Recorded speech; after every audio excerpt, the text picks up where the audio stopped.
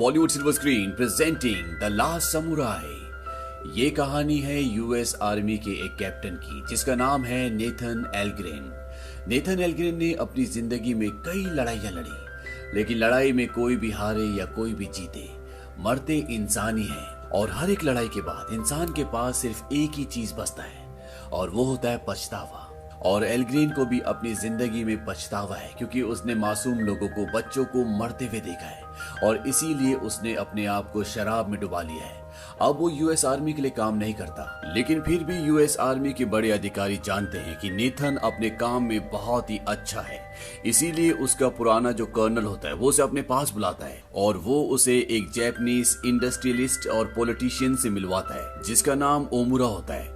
दरअसल यहाँ पर ये आदमी एक डील करने के लिए आया है जिसमें गोरे लोग जापानीज लोगों को हथियार चलाना सिखाएंगे, उस देश को सभ्य बनाएंगे और बदले में जापान के राजा अमेरिका के साथ एक समझौते के कागज पर हस्ताक्षर करेंगे जिसके तहत जापान सारे हथियार अमेरिका से ही खरीदेगा। लेकिन अभी भी जापान में कुछ ऐसे लोग हैं जो इन सब चीजों के खिलाफ हैं। इन्हें समुराई कहा जाता है। ये जापानीज योद्धा हैं और समुराई नहीं चाहते कि अमेरिका के लोग जापान के तौर तरीके बदले, इसीलिए वो इसके खिलाफ है। ये वक्त होता है 1876 का। अब यहाँ पर जितने भी लोग हैं वो सब चाहते हैं कि नेथन जापानीज लोगों को हथियार चलाना सिखाए, वो उन्हें युद्ध की कला सिखाए। लेकिन नेथन बोलता है कि मेरा किसी और के साथ कॉन्ट्रैक्ट है। यहाँ पर जो जापानीज आदमी है, जो एक पॉलिटिशियन और बिजनेसमैन है, वो नेथन से कहता है कि इस काम के बदले तुम्हें 500 गुना ज्यादा पैसे मिलेंगे। नेथन पूछता है कि जिन लोगों को मैं ट्रेन करूंगा वो लड़ेंगे किससे? वो बताता है कि जापान में एक समुराई है जिसका नाम है कात्सुमोतो। वो पहले राजा का भी टीचर रह चुका है और हमें उसके और उसके लोगों से लड़ना होगा, जिसके लिए हमें एक सेना की टुकड़ी को तैयार करना होगा क्योंकि कात्सुमोतो एक समुराई है और उसके लोग बहुत खतरनाक हैं। हालांकि नेथन नहीं जाना चाहता, लेकिन उसकी जिंदगी का कोई भी मकसद नहीं है। उसने जंग में इतनी मौतें देखी हैं कि उसके लिए अब जिंदगी की कोई मान्य नहीं है। लेकिन फिर भी वो जापान इसलिए चला जाता है क्योंकि उसे 500 गुना ज्यादा पैसे मिल रहे होते हैं। जापान पहुंचने के बाद वो देखता है कि यहाँ पर अभी भी सारे तौर तरीके पुराने हैं और यहाँ का राजा ये चाहता है कि जापान भी दुनिया के साथ आगे बढ़े, वो भी आधुनिक तौर तरीकों को अपनाए। लेकिन समुराई लोग इसके खिलाफ होते हैं। यहाँ पहुंचने के बाद नेथन और उसके साथी जापानीज लोगों को ट्रेनिंग देना शुरू कर देते हैं। इनमें से कई लोगों ने तो बंदूक अपनी जिंदगी में कभी देखी भी नहीं है क्योंकि ये किसान है और दूसरे छोटे मोटे काम करने वाले लोग हैं। और अब इन्हें उन लोगों से लड़ने के लिए तैयार किया जा रहा है जो इस देश के असली योद्धा हैं, यानी कि समुराई, जो आधुनिक हथियारों से यानी कि तोप और बंदूकों से नहीं लड़ते। वो अभी भी पुराने तौर तरीकों का इस्तेमाल करते हैं, वो तलवारों से लड़ते हैं। यहाँ जापान में नेथन को सबको ट्रेनिंग देते हुए कुछ वक्त हो जाता है और तभी उसे बताया जाता है कि कात्सुमोतो ने रेल की पटरियों पर हमला कर दिया है और हमें उसे रोकना होगा। लेकिन नेथन बताता है कि अभी मैं जिन्हें प्रशिक्षण दे रहा हूँ वो लोग तैयार नहीं है। नेथन का साथी सार्जेंट गैंट बोलता है कि उन लोगों के पास हथियार नहीं है, हम उन्हें आराम से हरा सकते हैं। लेकिन नेथन उसकी बात से इत्तेफाक नहीं रखता। वो कहता है कि वो हजारों सालों से उन तौर तरीकों का इस्तेमाल कर रहे हैं और वही उनकी ताकत है। नेथन एक जापानीज सोल्जर के सामने खड़ा हो जाता है और गैंट से बोलता है कि इसे कहो कि मेरे ऊपर गोली चलाए, नहीं तो मैं इसे मार दूंगा। और नेथन उस सोल्जर के आसपास गोलियां चलाता है, लेकिन उस सोल्जर के अंदर इतनी हिम्मत नहीं होती कि वो नेथन पर वार कर सके। लेकिन जब उसे प्रेशराइज किया जाता है तो नेथन पर गोली चलाता है और उसका निशाना पूरी तरह से चूक जाता है। नेथन ये बात जानता था क्योंकि वो इन्हें कई वक्त से ट्रेनिंग दे रहा है और वो जानता है कि ये अभी निशाना नहीं लगा सकते। लेकिन नेथन की बात को सार्जेंट गैंट नहीं मानते और वो सब के सब सेना की टुकड़ी को लेकर उस जगह पहुंच जाते हैं जहां कात्सुमोतो अपने लोगों के साथ है। हालांकि नेथन यहाँ पर कोई जंग लड़ने के लिए नहीं आया, लेकिन वो जानता है कि अगर उसने इस सेना की अगुवाई नहीं की तो ये बुरी तरह से हार जाएगी क्योंकि इन्हें इस तरह की जंग के बारे में कुछ भी नहीं पता। नेथन अपनी सेना की टुकड़ी को अपनी गन लोड करने के लिए कहता है और सामने से कात्सुमोतो और उसकी सेना आ रही होती है। हालांकि नेथन अपनी सेना को गोली चलाने के लिए नहीं कहता, लेकिन वो कात्सुमोतो और उसके लोगों को, जो कि सब के सब समुराई हैं, योद्धा हैं, सामने से आता हुआ देखकर घबरा जाते हैं और वो गोलियां चलाना शुरू कर देते हैं। लेकिन वो सब गोली की रेंज से दूर होते हैं, इसीलिए उनको गोलियां नहीं लगती। और जब तक कि वो दोबारा अपनी गन लोड करते, कात्सुमोतो और उसके लोग यहाँ पहुंच जाते हैं और वो कई लोगों को मार देते हैं। साथ ही साथ वो नेथन के साथी सार्जेंट गैंट को भी मार देते हैं और नेथन को भी अब चारों तरफ से घेर लिया जाता है। इन्हीं में से एक समुराई आगे आता है और नेथन को मारने के लिए अपनी तलवार उठाता है, लेकिन इससे पहले कि वो अपनी तलवार नेथन के जिस्म के आर पार करता, नेथन अपनी तलवार उसके गले के आर पार कर देता है और इस तरह से उस समुराई की मौत हो जाती है। ये देखने के बाद वहां पर बाकी के जो समुराई होते हैं वो नेथन को मारने वाले होते हैं, लेकिन कात्सुमोटो सबको मना कर देता है और वो नेथन को अपने साथ बंदी बनाकर अपने गांव ले जाते हैं। ये लोग नेथन को इसलिए नहीं मारते क्योंकि ये दुश्मन यानी कि नेथन और अमेरिकी सेना के बारे में जानकारी हासिल करना चाहते हैं। नेथन यहाँ पर बहुत जख्मी होता है, इसीलिए उसे घर में ले जाया जाता है जहाँ पर एक औरत होती है जिसका नाम ताका होता है। वो उसके जख्मों को सिलती है, उसकी सेवा करती है और जब नेथन थोड़ा होश में आता है तो वो दिमागी तौर से पूरी तरह से स्टेबल नहीं होता क्योंकि वो ये सब कुछ भूल जाना चाहता है। उसने अपने दोस्त गैंट को अपने सामने मरते हुए देखा और साथ ही साथ उसने खुद भी कई लोगों को मारा और नेथन ये सब कुछ नहीं चाहता था। नेथन धीरे धीरे ठीक हो जाता है और जब वो इस गांव को देखता है तो वो देखता है कि यहाँ पर सब कुछ बहुत डिसिप्लिन में होता है, हर कोई अपना काम कर रहा होता है, अपना प्रशिक्षण कर रहा होता है।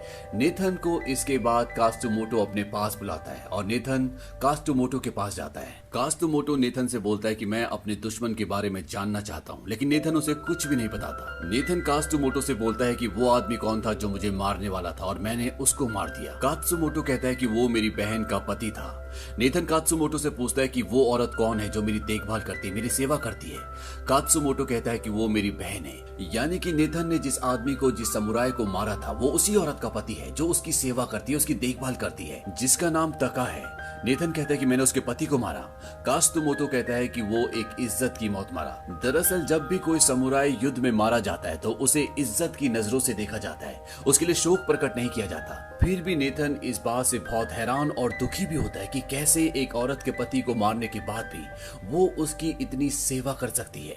हालांकि तका ने अपने भाई को ये बोला भी था कि मैं उसकी और सेवा नहीं कर सकती, लेकिन कात्सुमोटो ने कहा था कि तुम्हें ये करना पड़ेगा, इसीलिए वो सब कर रही होती है। तका के 2 बेटे भी होते हैं और एक दिन जब वो बाहर लकड़ी की तलवार से आपस में लड़ रहे होते हैं तो नेथन भी उनके साथ लड़ना शुरू कर देता है और तभी वहां पर एक समुराई आता है जिसका नाम उजियो होता है, जो कि कात्सुमोटो का एक बहुत ही जांबाज योद्धा है और अब वो नेथन के साथ लकड़ी की तलवार से लड़ता है, जिसमें वो नेथन को कई बार जमीन पर गिरा देता है और नेथन को बुरी तरह से जख्मी कर देता है। धीरे धीरे वक्त बीतता है और ये सब यहाँ से बाहर नहीं जा सकते क्योंकि ये गहरे पहाड़ों में है और सर्दियां आ चुकी है। नेथन यहाँ पर इन लोगों की तलवारबाजी, इनकी भाषा, इनका कल्चर सब कुछ सीखना शुरू कर देता है और नेथन समझता है कि ये लोग नहीं चाहते कि आधुनिक सभ्यता इनके यहाँ पर आए, जिसकी वजह से इनकी खुद की सभ्यता, इनकी जीवन शैली जो कि बहुत ही बेहतरीन है, वो पूरी तरह से लुप्त हो जाए। अब नेथन जिस परिवार के साथ रह रहा होता है धीरे धीरे वो उस परिवार के करीब होना शुरू हो जाता है और साथ ही साथ उजियो, वो योद्धा जिसने नेथन को लकड़ी की तलवार से बहुत बुरी तरह से मारा होता है, अब वो नेथन को तलवार चलाना सिखा रहा होता है। लेकिन नेथन को यहाँ के लोग पसंद नहीं करते क्योंकि उसने उनके लोगों को मारा है, वो उसको बिल्कुल नजरअंदाज करते हैं और ये बात नेथन को बहुत बुरी लगती है। हालांकि नेथन से कोई भी बदतमीजी से बात नहीं करता, सब उसके सामने अदब से झुकते हैं क्योंकि ये उनका कल्चर है। और साथ ही साथ नेथन को ये भी पता चलता है कि समुराई शब्द का मतलब होता है सेवा करना और कात्सुमोटो का ये मानना है कि वो इस विद्रोह से राजा की रक्षा और सेवा कर रहा है। अब नेथन को यहाँ पर कई महीने हो जाते हैं और ये सब के सब सर्दियां खत्म होने का इंतजार कर रहे हैं ताकि ये यहाँ से निकल सके। नेथन ताका से और उसके बच्चों से बहुत क्लोज हो जाता है, वो उनके परिवार का एक हिस्सा बन जाता है। हालांकि ताका नेथन से कभी भी बात नहीं करती और नेथन का भी अब समुराई योद्धा के प्रति पूरी तरह से नजरिया बदल चुका है। उसके दिल में, उसकी आंखों में उनके लिए रिस्पेक्ट है और साथ ही साथ नेथन को जितनी शांति इस जगह में मिली होती आज तक उसे कहीं नहीं मिली। वो कहता है कि मैं पहली बार जिंदगी में चैन की नींद सोया हूँ, ऐसी नींद मुझे कभी नहीं आई। यहाँ पर कुछ न कुछ तो ऐसा है जिसे मैं समझ नहीं पाऊंगा। दरअसल ये जगह बहुत ही आध्यात्मिक और शांत होती है जिससे नेथन के दिल और दिमाग को शांति मिलती है। लेकिन अब धीरे धीरे सर्दियां खत्म हो चुकी है और अब बसंत का मौसम आ गया है और इन्हें जाना है। लेकिन एक रात को यहाँ पर कई सारे निंजा आकर हमला कर देते हैं। दरअसल वो कात्सुमोटो को मारना चाहते हैं, लेकिन नेथन यहाँ पर कात्सुमोटो की मदद करता है, वो उसकी जान बचाता है और साथ ही साथ वो तका के परिवार और गांव वालों की भी रक्षा करता है। और इस घटना के बाद नेथन के लिए सभी की आंखों में इज्जत आ जाती है। नेथन कात्सुमोटो से बोलता है क्या राजा ने इन लोगों को भेजा था? कात्सुमोटो कहता है कि अगर अगर राजा हमें इशारा भी कर दे तो हम अपनी जान दे दें। दरअसल इन सभी निंजा को कात्सुमोटो को मारने के लिए ओमुरा ने भेजा था।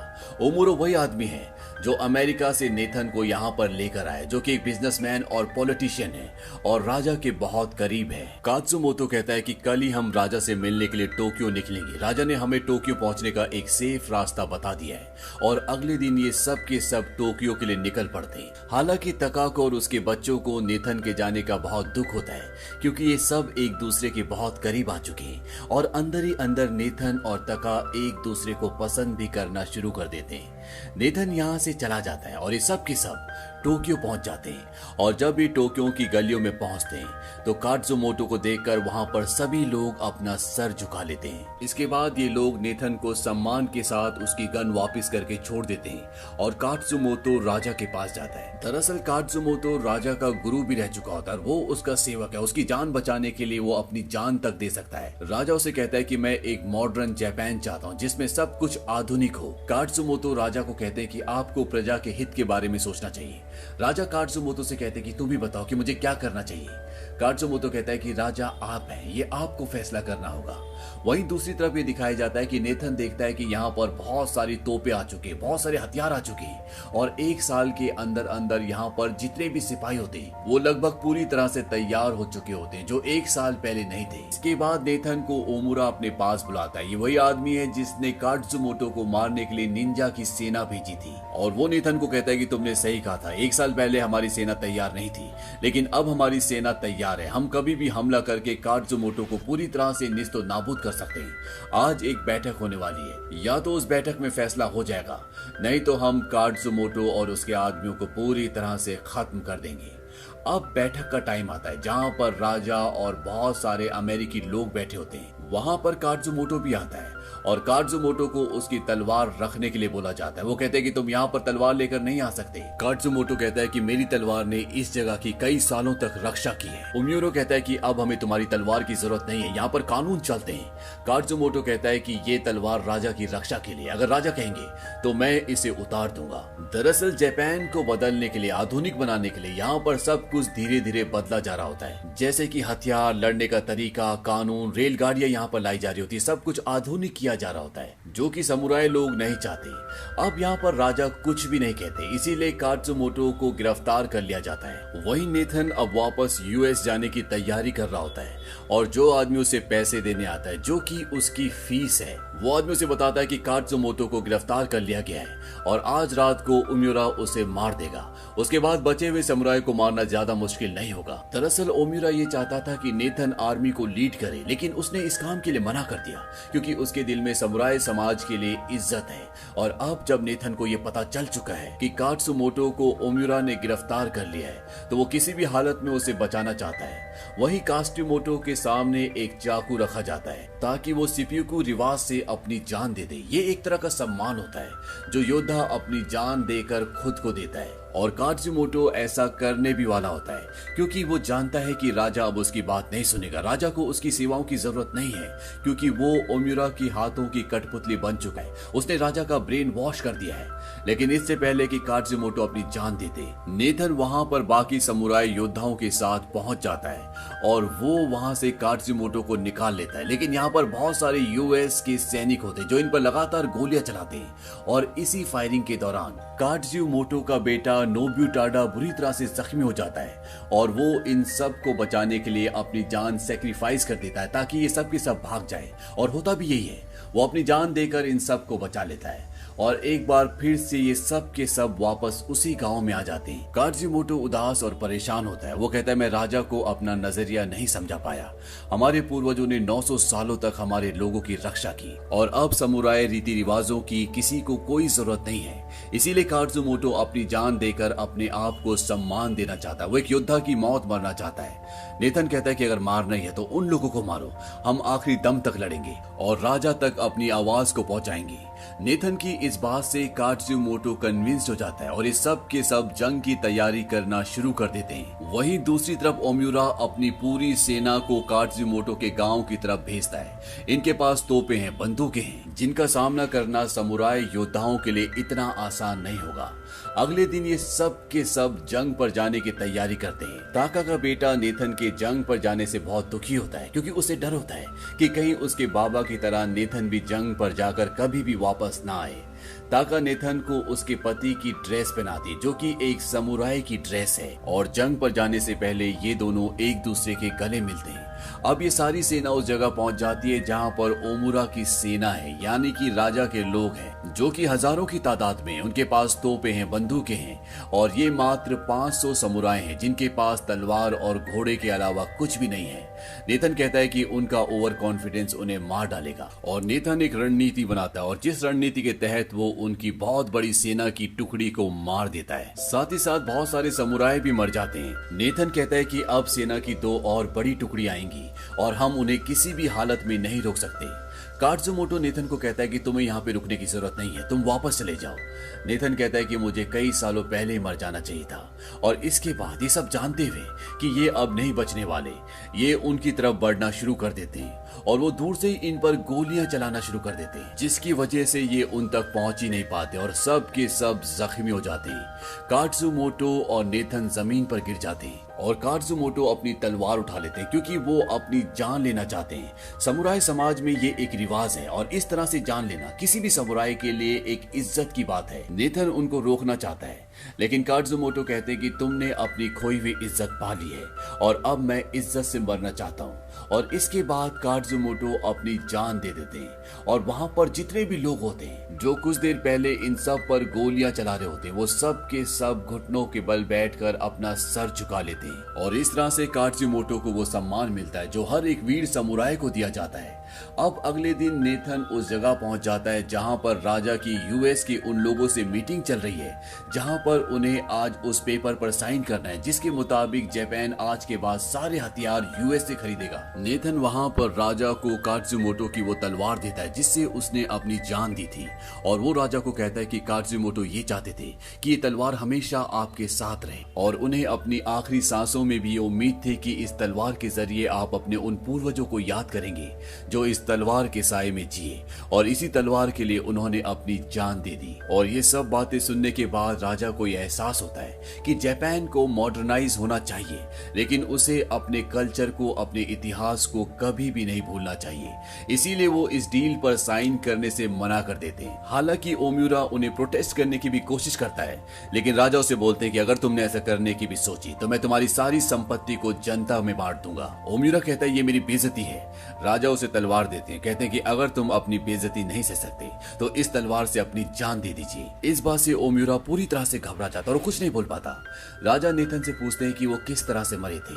नेथन कहता है कि ये पूछिए कि वो किस तरह से जिए थे। राजा को इस बात का बहुत दुख होता है, क्योंकि समुराई समाज का अंत हो चुका है। इसके बाद कभी कोई समुराई योद्धा नहीं बना, और अंत में ये दिखाया जाता है कि नेथन वापस उसी गांव में ताका और उसके बच्चों के पास चला जाता है, ताकि वो अपनी पूरी जिंदगी वहीं बिता सके। और इसी के साथ द लास्ट समुराई की कहानी खत्म हो जाती है। उम्मीद करते हैं कि ये कहानी आपको पसंद आई होगी।